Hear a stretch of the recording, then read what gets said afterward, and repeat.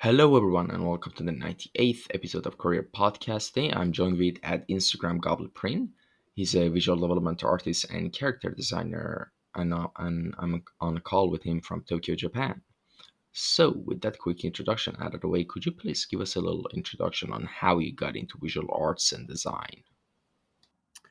Uh, well, I think, like I mentioned before in our DMs, it's not something that I do full time by any means. You know, um, I did it out of passion. So just always wanting to create characters and always being interested in, you know, games and comics and things like that. So that was always the biggest draw, is just that I loved it. Now I'm at a point where, yeah, it's kind of turning around for me in terms of making some money from it and stuff like that. But still not something I do full time. But yeah, Awesome. And here's the thing that I kind of, sometimes, not just with you, a lot of artists I also heard, like, when I message them. And like I get a couple of stuff, usually when they try to explain that, oh, I don't do this full time, I'm not the industry professional, or like, yeah, I think someone, like, I remember, said, no, I'm just a Russian polygrapher, I'm a 55-year-old Russian polygrapher, this is something I do understand. And to this day, I'm not sure if he was trolling or not, or trying to find an excuse. right. Like, I swear that happened. Maybe it's Yeah, true, I don't know. But it's just weird. Like, if you're an artist, you're an artist, that's simple as that. You don't have to be like a industry god or something, right. like, that kind of notion that's in, people's mind. Yeah, I mean, I think there's probably a lot of pressure to be, in this social media age, to be, better than the last post that you saw, something like that. So Yeah, that when kind of you makes sense. when people you know get because a lot of people are just doing it for fun. They never thought they could be considered you know a professional before, and then people start asking the questions, and then they're like, no, no, no, don't, I'm a fake, don't talk to me. So I can relate to that a bit. Yeah. Yeah, that makes sense. And actually, for anyone who's listening, please do let me know in the comments, like, if you prefer, like, which method of me speaking in the podcast do you prefer? Do you like this kind of ASMR type-ish kind of slow talking? Which, to be honest, I kind of enjoy it. It's pretty chill. Like, I don't have to put so much energy into my emotions. Like, I just could be a zombie just reciting my notes. Or do you just like the usual, like, high, loud, energetic type of, podcast? But do let me know that. And all right. Were you originally studying art and design, or you were pursuing another career path? And what I mean by that is, like, when you were a teenager, I don't know. By the way, I don't want to, ask too much, in case you're not comfortable, talking about it. But I mean, your job No, right now. I it's fine. mean, when you were a teen, like, what was the plan? Like, you knew, like, as you said, you're not doing art full job, so I assume uh you didn't go to in college. You didn't study art, right? Like, what happened? How did your journey right. turn into art later on? uh well, I had always had a knack for drawing growing up, but and I had probably 1,000 ideas that I'm still working on now, through high school and all that, but I never took it so seriously, I guess. And I always thought, oh, I'll get around to it in a way.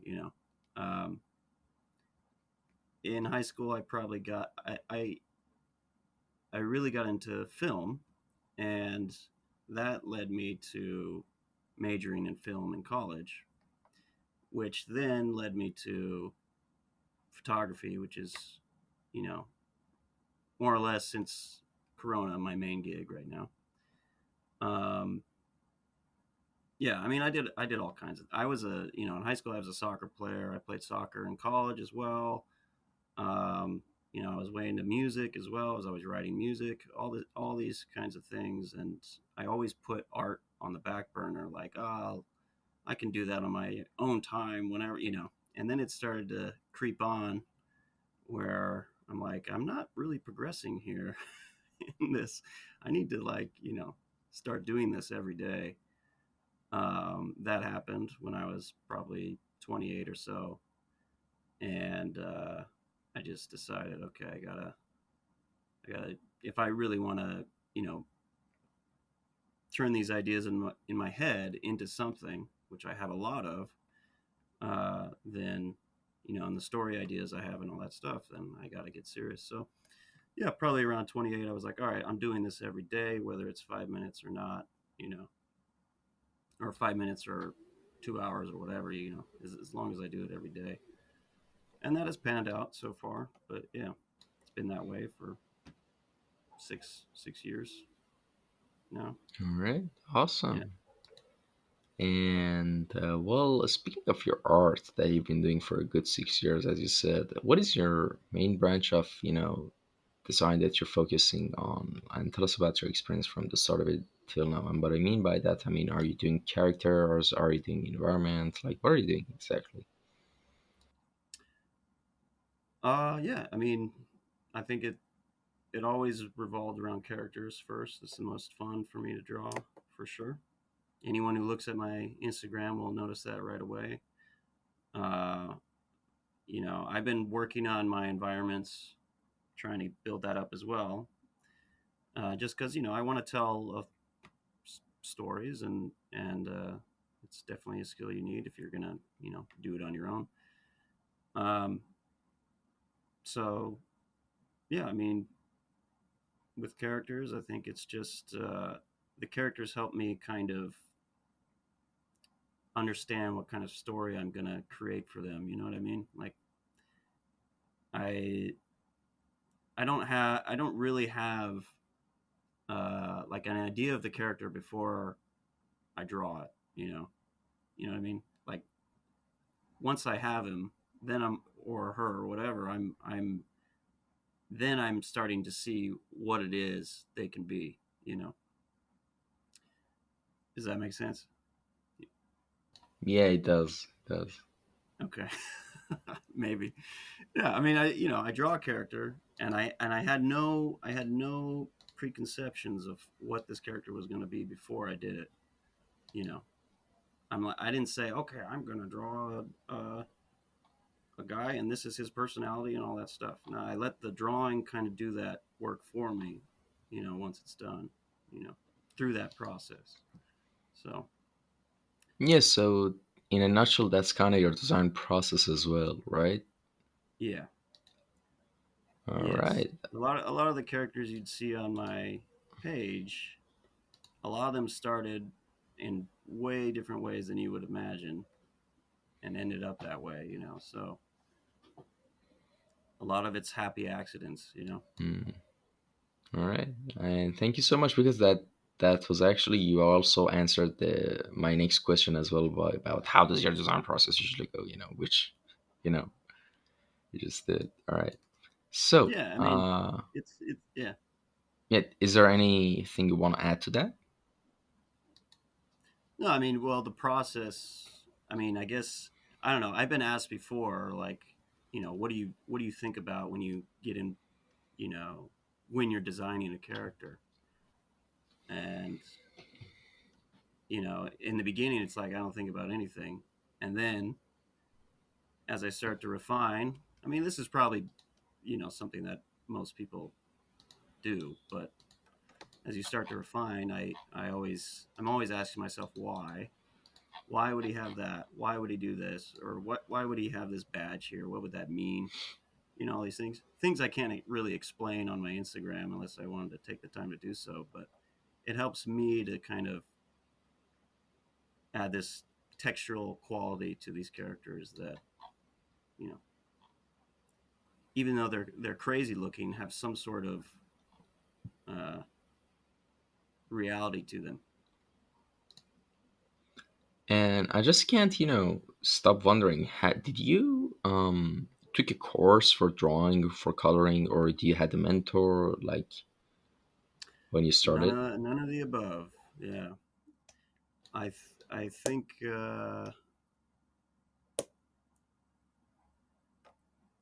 if I'm, yeah, let's I never had, yeah, I never had any courses, or I never had a mentor. I spent many years, I still am a part of like men's clothing world. So, before moving to Tokyo, I was in New York City for 10 years, and I worked in men's, like, vintage Americana, stuff like this.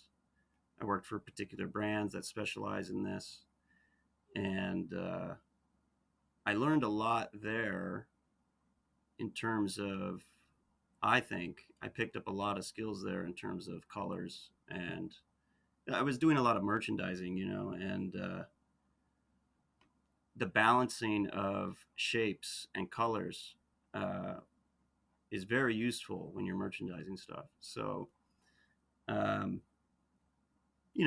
I'm dressing mannequins, I'm putting things on display in certain ways, and you know, balancing the whole set. Right? You're just building a set, and I kind of approach characters the same way. So that I think, in its, I had no idea that I was going to end up in that world until I was in New York City, and it just, one thing led to another. But it had kind of an impact on me in terms of, how I understand textures and all these kinds of things, volume, shape, and color. And I think it's had a profound influence on how I design characters, for sure. All right, awesome. And just before we move on any further, I need to also mention that we are at episode 98. We are so close to episode 100, the end of season 1 of the podcast. And as I mentioned in the couple of episodes before, there's going to be probably a giveaway, at episode 100. I'll drop the details then. But yeah, by the way, just it's not going to be one of those cringy giveaways that pages put that, oh, tag five of your friends and follow this 30 pages to enter the giveaway. No, it's not going to be like that. It's just going to be something for the fans of the podcast, and it's I probably just give away a course from Udemy, so stay tuned for that. Just want to mention it again. So You couldn't make me episode 100, huh?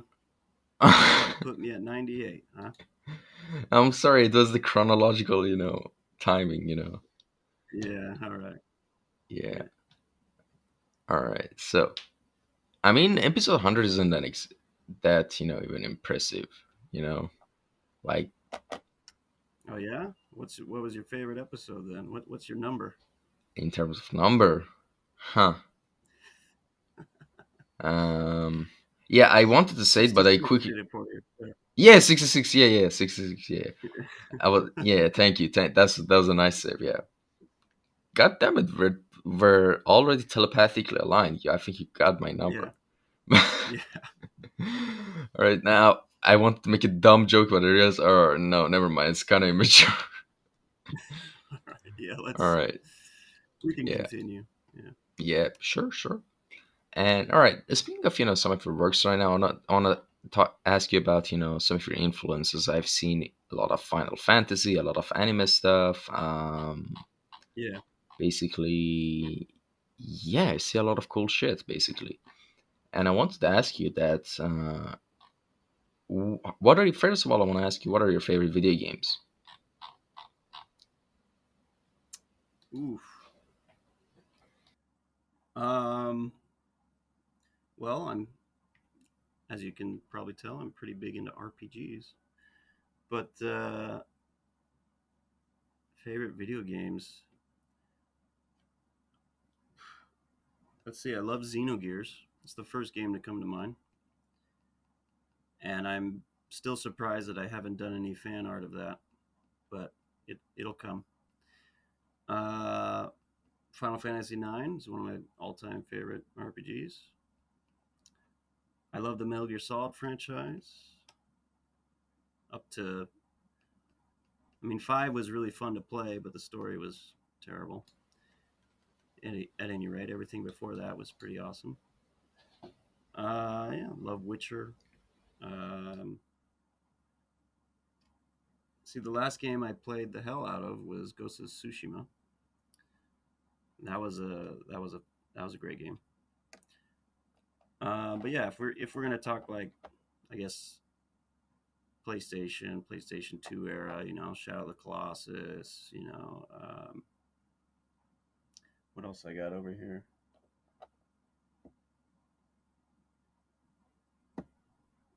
Final Fantasy Tactics, one of my all-time favorite games. Um, yeah, it's a big list, but I think I mentioned the heavy hitters.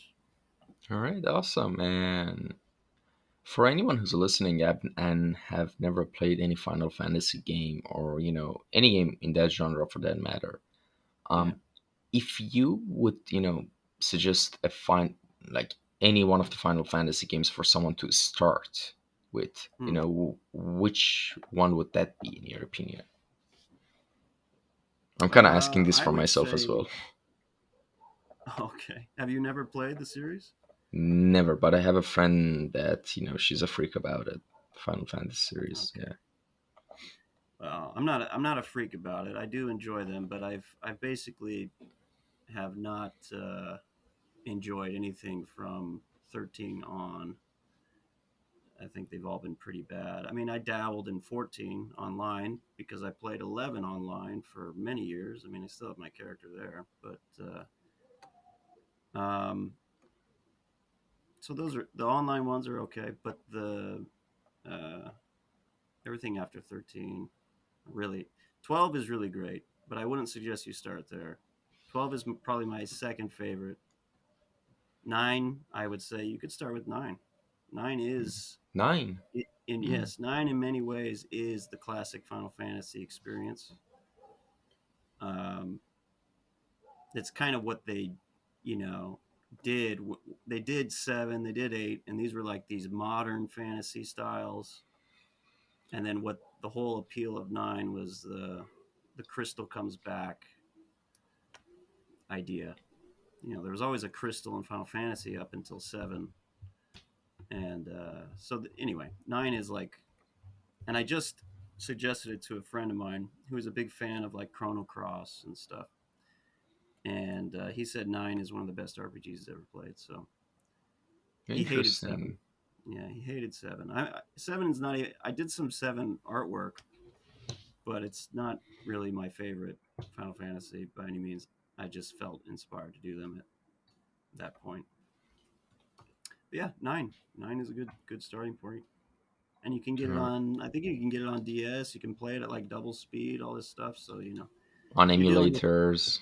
yeah. I mean, you can fiddle with that. You're dealing with the PlayStation 1 era RPGs. Mm. So Yeah, awesome. I'll definitely look into that. And I think there's another like Final Fantasy that's been in works, like a HD remake, like one of the classic ones for the next year. well, So I know. yeah. Oh yeah, I think they're doing 8 next. Yeah, Mm. And I think it could be which a good gateway for people who've never played the genre to, get into it. Because, yeah. for a Well, I lot of mean, people, yeah. yeah, they did that for 9 already, so it's there, Mm. and they did Oh, it for really? 12. Yeah, yeah. 9 has been HD redone like a few years ago, but and 12. Those are my two favorite out of the mainline series. All right. And the next question is not so, technical in terms of art, but it's an interesting question nonetheless, which is, have you ever used your dreams as inspiration for your works? My dreams. Yes, or stuff you see in your dreams.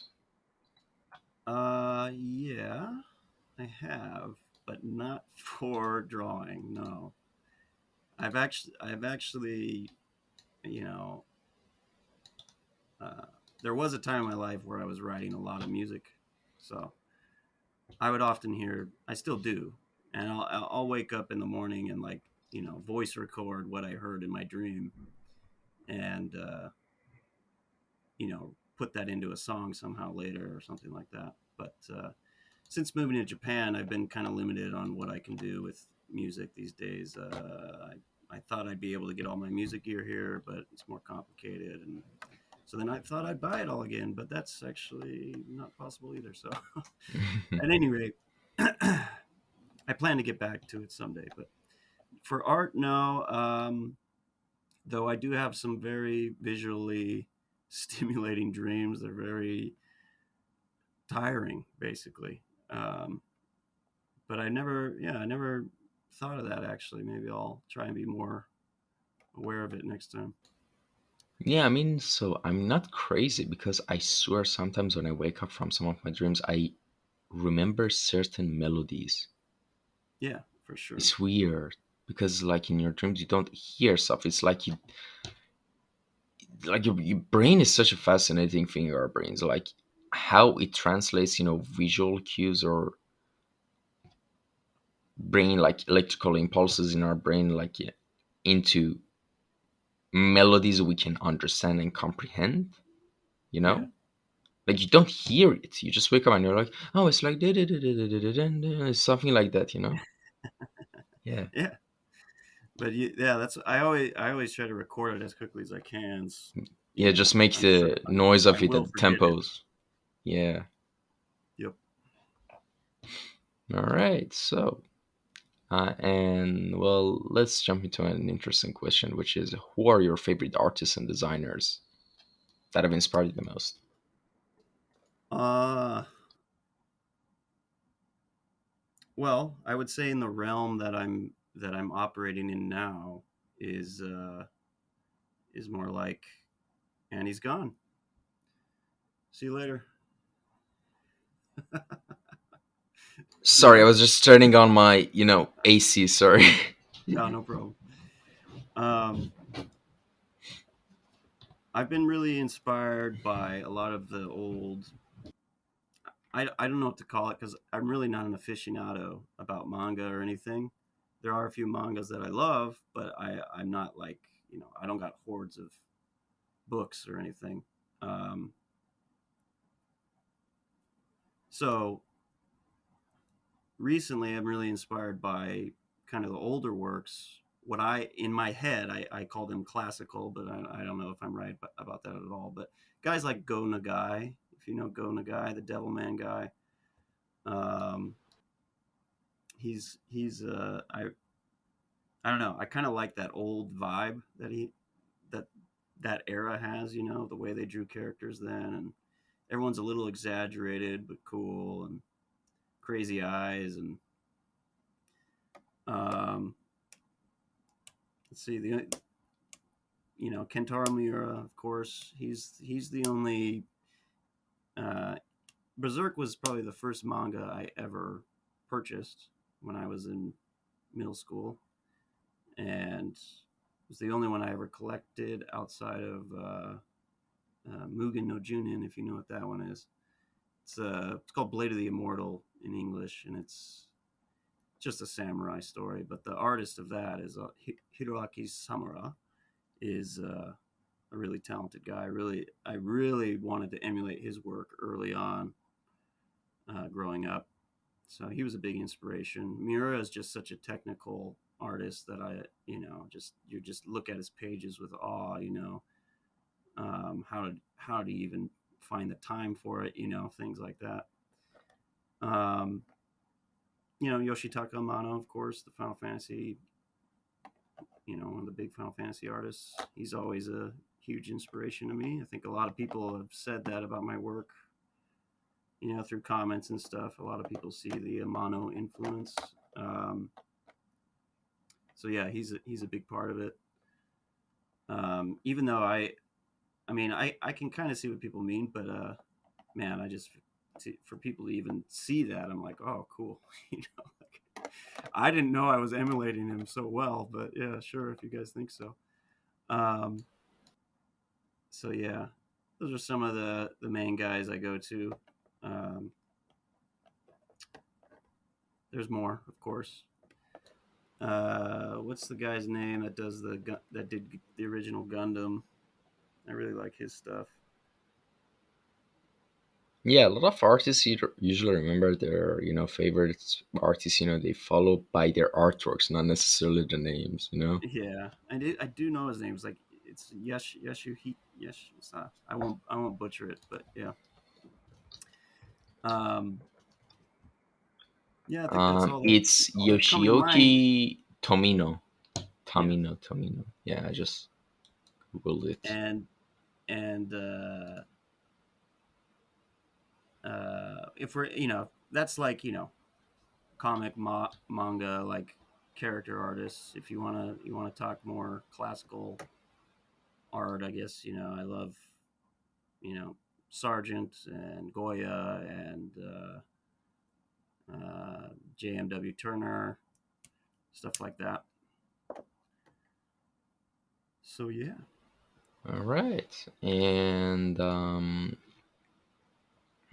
I know like this is kind of like an annoying question that all artists get at some point, but like You want me to draw a apart, picture of you? no, no, no, no, no, no, not that, no, Jesus, not that. A Yeah. part of it is the annoying part, but the question I'm asking is right now, what technologies and softwares do you mostly use for your works? I mean, by technologies, I mean hardware. And the annoying part of it is, what brush set do you use? Because I know that a lot of artists hate that question.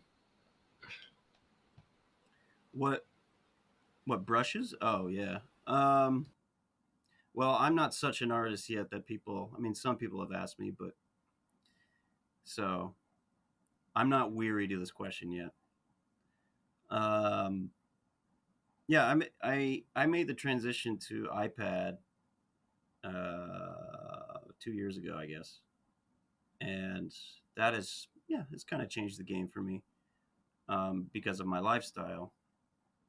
So it's super convenient to be drawing anywhere I go. Um, so I use Procreate on iPad. I have an iPad Pro, little 11-inch, and the brushes. I don't have any custom brushes. I use all the stock brushes that they have. The pencil, HB pencil, I use all the time, and yeah, basic paint. Like really, really nothing special. Uh, as you know, it's not really the tool; it's how you use it, I guess. But All right. And what are you working on right now that you can tell us about? What kind of project is it? I mean, of course, I mean, if it's something that doesn't, have an NDA on it, that you can talk about it. uh, yeah, I do have a couple things, a couple projects I'm working on with people. Nothing like I don't want to talk about them specifically, but they're just what I do, characters. So um, outside of that, I'm actually working on more like Gundam stuff because I just started rewatching Gundam Wing and got all into it again. So yeah, I'm trying to put together a little bit more Gundam work, just cause why not? But yeah, I am working on some projects, just doing characters for people or drawing their already made character for promotion purposes and stuff like that. It's like toys or some movie stuff or you know stuff like that. That I'm like I guess just filling in the gaps for some projects. Yeah. All right, awesome. And what area beside the area you're working on right now, which is art and photography, as you said, would you be interested to explore and learn in the future, given if you had like, enough extra time and energy and, like basically it's a hypothetical question, like everything was set. And Yeah. actually, let me change that question a bit, like not just learning anything, like what would you do? It could be anything, by the way. You don't have to think about money, extra time, or anything. And it could be completely non art related, by the way. Yeah. Yeah. Um, if I could do anything all the time, I'd probably be back to making music. Yeah. But the thing is, all these things that I do, I feel like they're all going to connect some way or another eventually. So I'm going to, yeah, I'm into photography, but I also went to school for film, so I've got that kind of thing. Now I'm doing the art part of that, drawing and creating characters. Yeah, maybe I make the soundtrack too someday, stuff like that. So if I had all the time in the world, it would be all of those things coalescing all the time. Uh, and I know there's some people out there like that, where you can't if you can't draw today, then they just pick up their guitar. If they can't do that today, they do the next thing. So that's kind of how it's always been for me, actually. Like uh, through my, just growing up, and um, yeah, all the time in the world, I would have a giant studio where I could do all those things all the time. All the Awesome. time, all the Yeah. money. Yeah, yeah, Yeah, I think that's kind of like pretty similar to a lot of people's like, end goal of what they want to have. Like, yeah, for example, for me personally, I would love to, have that studio, have my workstations just set ready, like, those cool high tech, those streamer setups, yeah, you know what I mean? Yeah. yeah. I can remember a time. I mean, it's not like that, but I in New York, I also worked in coffee for quite a while, and this was before I started drawing seriously and everything. But I can remember this woman came in with her iPad and her boyfriend, and she just sat down and she was just drawing on her iPad. And I'm sitting behind the counter, and I'm just like, man, that I need to do that. Like I wish I had that set up.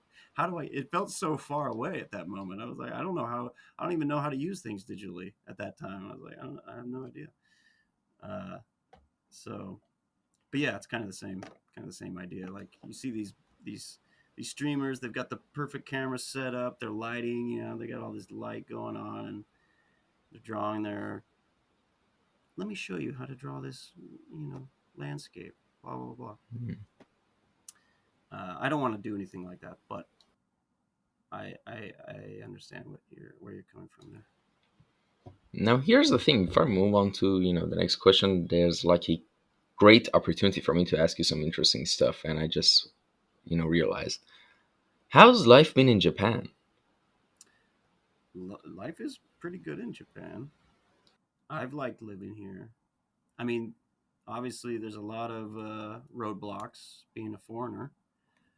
So, I mean, man, to get here though, wow, it was quite the experience and not an easy one.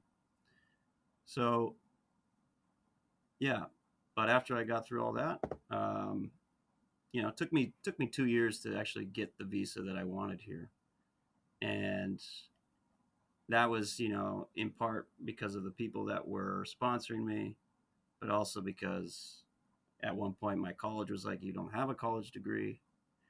There was all kinds of confusion. Everything just, you know, I I ended up, sleeping on couches for 7 months in New York City while I'm paying rent in Tokyo. Um, did that for 2 years or so, like 7 months, and then I'd go back to Tokyo for 3 months, and I'd have to leave again because I'm on a tourist visa.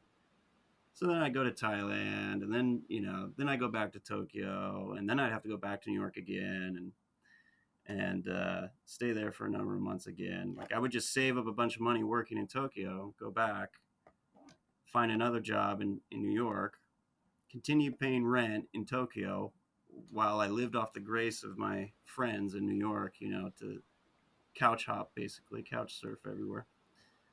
Um, so I literally did that for 2 years, all kinds of hangups. Um, Finally get the visa to come back here. And I was terribly sick, actually. I had the flu on my way back. I was sick for a week. 2 days later, I get tonsillitis. Or after I finished the flu, I went back to work for 2 days. Went home early the second day because then I had tonsillitis for another week. And then they knock on my door a landlord, and they're like, "You got to move because we're destroying the building." So that was my welcome back after 2 years of grinding to get over here.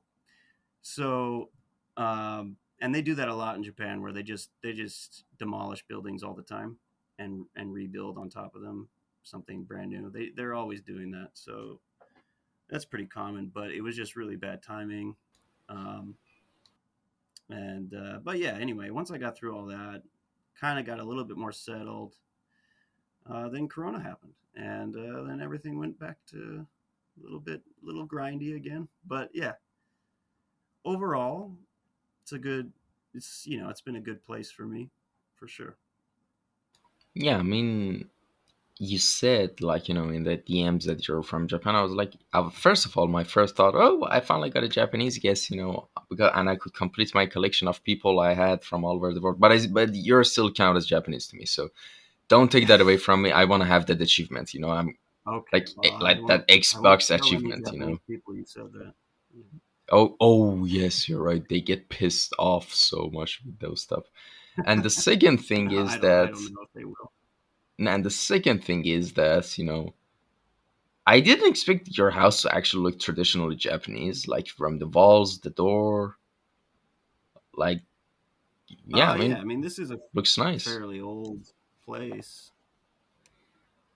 Well, thank you. Yes, Hmm. I tried to make a space for myself. No, it's it is an old place. It's from the '80s, so yeah, the walls are not as thin as yours, I guess, but thin. And yeah, it's tiny, but gets the job done. Awesome. Yeah, I mean, tiny places It's have not like traditional. I just have the sliding door. That's probably yeah, it, really. yeah. I mean, tiny places have their benefits and disadvantages, but I mean, the main disadvantages, I guess, when you want to dry off clothes. I don't know if you have different. I don't know if you have a balcony or a different place for drying clothes off, or Yeah, your kitchen is yeah, I can. outside. Yeah, Your kitchen is also outside, right? no, It's in the same no, it's place. not. My washing machine is, but that's not a big deal. Oh, then it's Yeah, fine. the kitchen and yeah, the kitchen and everything is all inside, and I do have a little balcony I can hang stuff. Yeah. Yeah, that's awesome. The place I am, everything is inside in the same place. And the bad thing is that in summer, in the heat of summer, I can't really cook, or Mm, I can only wash yeah. my clothes with the washing machine like every 3 4 days, because it takes so much. It takes so long to dry off, and I don't even have a balcony. That's why everything dries off inside. So yeah, Right, but right, fortunately right, right. things are, the weather is getting colder. The the hell part of the year is getting over. But actually, from winters is pretty dope, because you just turn off your heater and boom, you're quickly heated up. Yeah, And I mean exactly. That I lived in the place that was destroyed. I lived in a much bigger place before this one. And the biggest problem with that big place was that it was so hard to heat and cool, and it was also very old, so it did have some stenches coming from the pipes and stuff. So once I got this smaller place, yeah, it is smaller, but it's much more comfortable in terms of temperature and stuff. yeah, exactly. And well, with everything that's been said and done, to conclude what we discussed, give us a roadmap for someone who is zero in visual arts and wants to get to the place you are in when it comes to illustration skill set. Like, what I mean by that is, for someone who is here at zero experience with visual arts, but just has an interest and wants to get here to be able to draw stuff the way you draw, and get to that level. What major steps do you think should they take? Major steps. Well, drawing every day. I mean, these are something anyone would say, but uh, yeah, drawing every day and studying artists you like. You know, Um, have pages done where you've, if you like Kentaro Miura, draw a whole page of Kentaro Miura. You know, you're gonna unlock his secrets by doing that. Um, More so than just like admiring it from afar and then trying to draw it without actually drawing what he drew himself. So to get where I am, well, I'm not that far up, so it won't be too hard. Hey, get an iPad, draw every day. You know, you might you can be on the episode 198. You know, maybe. Yeah, sure. Why not? Yeah, yeah, Anything's yeah. possible. I mean, yeah, it's kind of a tough question because I don't know where I am necessarily. I just I uh, people like my stuff, but that I do put, that's an everyday effort. It just has to be. Yeah, makes sense. Pretty much straightforward. And well, we've reached the final segment of the podcast, which is called Final Words. And all right, let me say it this way. For anyone who is listening to the podcast in the future, like anytime in the future, it could be like 2 weeks later, a week later, 2 years later, 20 years later, right? Anytime in the future that they might watch this episode and they've reached this point of the podcast, all right?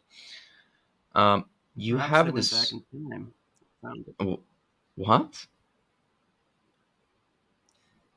30 years later, Uh we huh. developed time travel, and Mm. no, this doesn't work because they could just find it on the internet. You need to edit this out of the video. What happened? I don't get it. It's Never fine. It's mind. fine. No, I was just trying to make a very stupid joke, Yeah, but yeah, it's it's okay. fine. It's fine. It's fine. And I kind of couldn't get it, and I didn't understand it, so it's fine. And all right, so what I mean by that is you have a window of opportunity right now, all right, to leave a message from a human message. It could be something not related as well, from yourself to them. It could be anything. What would that be? Oh, you're asking me? Okay. Yeah. Sorry, I thought you were referring to the people watching the podcast in the future again. No, no, no, no, no. Sorry. Okay, so if I'm going to leave a message with people, what would I say? Sorry, that's the question, right? Yes. Oof. Oof. How about this? Never give up. Be tenacious. I wouldn't be here, like literally, physically here, if I just decided to, in that 2 year grind of trying to get to Japan. Anyone else I know in that situation, anyone else I've talked to in terms of getting a visa and stuff, any foreigner I've talked to, uh, no one went through that. No one I know went through that. They came over here with things set up for them. They got a teaching thing. Who they set up the apartment. Blah blah. I rolled the dice. I winged it. I got. I was going off of someone's word. A man who owns a brand was like, "I'll take you to Japan," and I was like, "Okay." No paperwork, nothing. He just, he took a liking to me, and I met him in New York, and uh,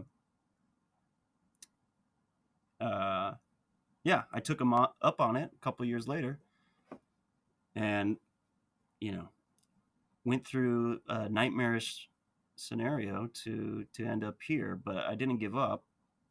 I think that's one thing that I have, is that I'm not the type to kind of sway in the wind in terms of what it is I want to achieve.